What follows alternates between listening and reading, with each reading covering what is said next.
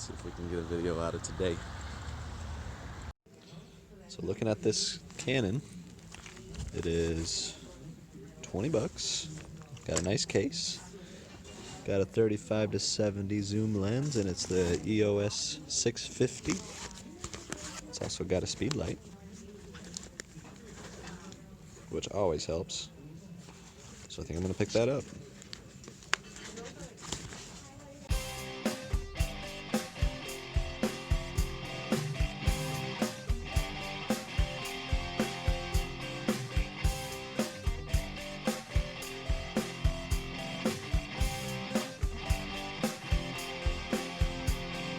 Chase after the right price.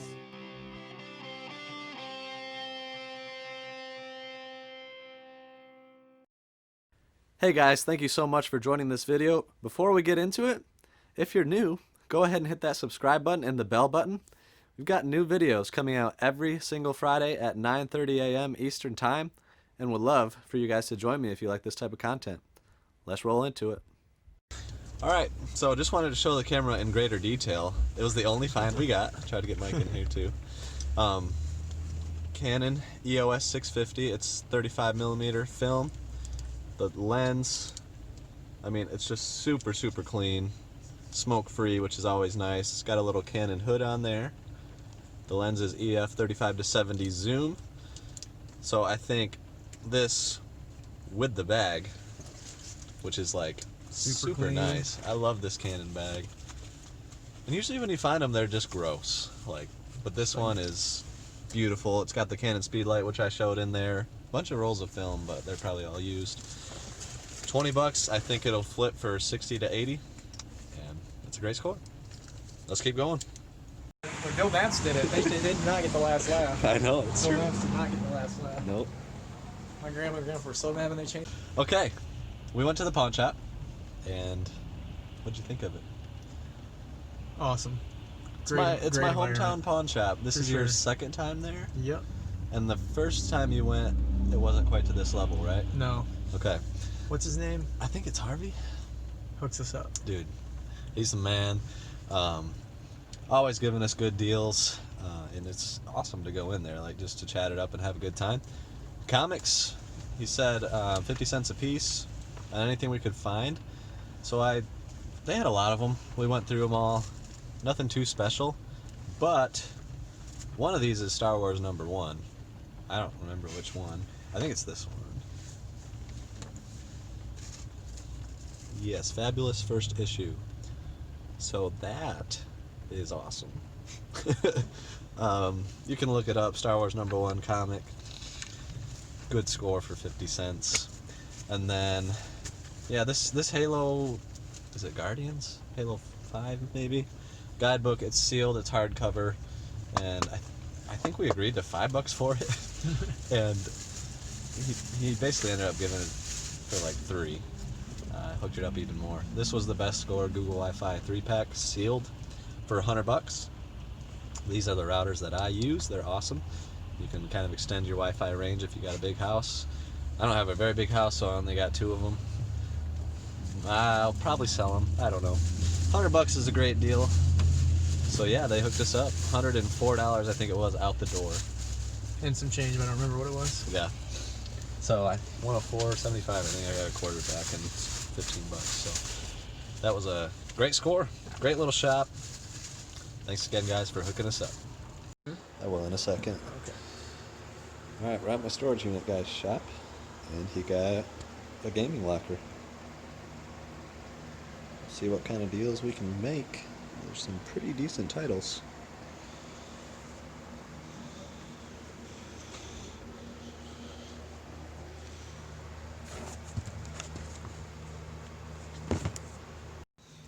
Very carefully. Aha, audio and everything. So there's also a PSP, and that's working. So that's a win. Oh. So we got everything in a pile that we're going to make an offer on. DS got a broken hinge. PSP's good. There's also a PS3 that has a bad HDMI port. You can see there's some decent Japanese anime, some RPGs, PS4, PS3 games mostly. Best of the stack are these 3DS games. Yep. Alright, so we did it. 200 bucks all in. It was 60 for these games, which were, I believe, his son's. There's a couple nice ones like Devil May Cry, Castlevania 1 and 2, Ultimate Alliance 2, and some others. Everything like complete, good shape. So 60 bucks, good deal there. And then it was 140 for the rest. I offered 120 and we settled on 140 to get us to an even 200. Ended up throwing in a Echo Dot, Microsoft 360 transfer cable. The PSP works, as you guys saw. Stack of PSP games, Doom 32X, some guidebooks, some random games, some more PSP games. These two are empty cases. Yu-Gi-Oh cards, there's the DS with a bad hinge, Xbox One Connect. And then this is the nicest part of the deal. All these games, a lot of PS4 and PS3, and then the 3DS ones are what really bring it home. Pokemons and Fire Emblems, all RPGs. So it's a beautiful set of games. 200 bucks all in. And Mikey G is taking home the movies. Plus Spider-Man, loved that movie, Into the Spideyverse. Guardians in there. Loose Disc Guardians, and Scott Pilgrim. Legit. So I am starting to go through all those games from the storage unit purchase. Again, it's my storage unit guy. I bought from him multiple times in the past. I kind of just start by stacking all the ones that are complete. I'm going to go through, like, complete with the manual because they all have the same description. Going to go through and see if those are worth money and then sell them in very good condition. If they are, but then these ones, a lot of them are still complete, just like they didn't originally include manuals.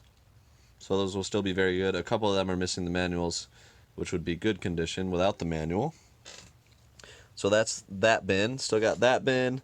And then the box of PS3 games only yet to go. These ones I already know like aren't worth selling individually, but have good cases that I like to keep a stash of cases to replace like games that are worth selling in bad condition as far as the cases go. And then ones that aren't worth selling and have bad cases I've thrown in here, which is my trade-in box. And that'll go to local disc traders. Couple that have scratches that are good but need testing. So I'll test those because they didn't look good. All the other ones have looked good. I already have a batch going. The net profit's at 404 right now. So I will keep you guys posted on what it kind of ends up at. So, you know, I got a buy cost of 200. I'm going to input that. And then we'll see what the profit's going to be on this storage unit purchase.